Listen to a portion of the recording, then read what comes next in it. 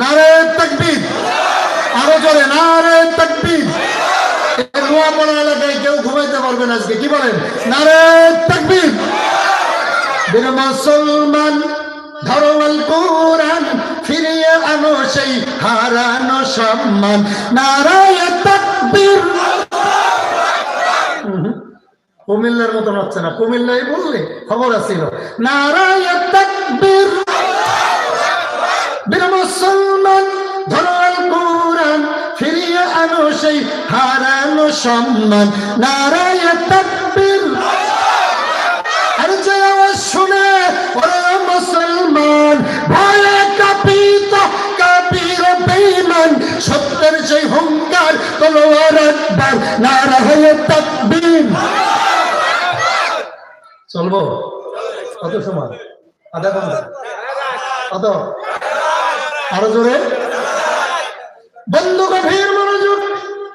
আমার মালিক আল্লাহ মুসলমানদের প্রথম একটি আমল দিয়েছে।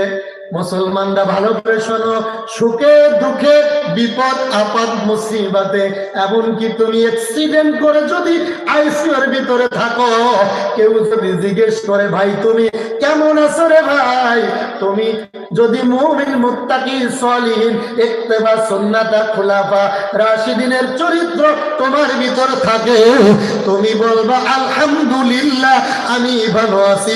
জোরে বল আল্লাহু আকবার। কি বলবেন? সুখে দুঃখে আইসিইউর ভিতর, তারপর কি? তারপর সর্বপ্রথম আমল। প্রতিদিন মাহফিল হবে না, বছরে একদিন হবে। আমরা কিছু আমল নিয়ে যাব, কি বলেন? আগের মতো তো নাই। আগের মতো মাহফিলে কথা বললে নেতা নেত্রীরা বাধা দিত। আপনাদের এই নোয়াপাড়ার একজন কুলাঙ্গার নাম ছিল তারু। তারু জানেননি? কথা বলেন কি তারু জানো? আর একটু ভালো নাম আছে না, আখতারুজ্জামান তারু। আমার এলাকায় বাসুবাড়ি, ওখানে আমি মাহফিল করেছিলাম। আমি সাইদি সাহেব মামুনুল হক ওনাদের মুক্তি চেয়েছিলাম। উনি আমার সাথে এমন ব্যবহার করছে, সারা বাংলাদেশ ভাইরাল হয়ে গেছে। আমার ডেট খালি নাই, আর তার হারিকেন ধরাও পাওয়া যায় না। কথা বলে কেন? মুসলমানদেরকে বলতে চাই, আমরা বুঝি না, বিএনপি বুঝি না, জাতীয় পার্টি বুঝি না, জামাত ইসলাম বুঝি না, কোরআনের বিরুদ্ধে কথা বললে জুতা দিয়ে সাইজ করে ভারতে পাঠাতে হবে। কারা কারা রাজি? হাত তুলে একবার দেখাতে হবে। রাজি আছেন? জোরে বলেন। প্রথম আমল আলহামদুলিল্লাহ, সুখে দুঃখে বিপদ আপদ মুসিবতে কি বলবেন? দুই নম্বর, আল্লাহ তাআলা দলিল দিতেছেন সূরা কাহফ 18 নম্বর সূরা কোরআন শরীফের। কত? আরো জোরে, আরো জোরে। 18 নম্বর সূরার শেষের আগের আয়াতে আমার মালিক ডাক দিয়ে বলে মুমিন, কুল লাউ কানাল বাহরু মিদাদান লি কালিমাতি রাব্বি লানাফিদাল বাহরু ক্বাবলা আন তানফাদা কালিমাতু রাব্বি ওয়ালাউ জিনা বিমিথলিহি মাদাদা। বুঝেন কথা? আস্তে আস্তে বলবো।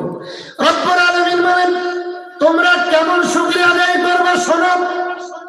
তাম পৃথিবীর গাছ যদি কলম হয়, সুবহানাল্লাহ পড়ো। তাম পৃথিবীর গাছ যদি কলম হয়, তাম পৃথিবীর পানি যদি কালি হয়, জিন আর ইনসান যদি ওই কলমার কালি দিয়ে আমার প্রশংসা লিখতে শুরু করে, ওয়ালাউ জিনা বিমিথলিহি মাদাদা, ওই সাগরের কালি শেষ হয়ে যাবে, গাছ নামক কলম শেষ হয়ে যাবে, জিন আর ইনসানের হায়াত শেষ হয়ে যাবে, আমি আল্লাহর প্রশংসা করা শেষ হবে না। জোরে কোন সুবহানাল্লাহ। কি বুঝলেন? তাম পৃথিবীর কলম গাছ শেষ, কালি জিন আর ইনসানের হায়াত শেষ।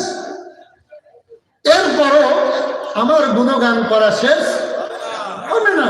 আমরা তো কত নিয়ামত খাই, কয়বার শুকরিয়া আদায় করি।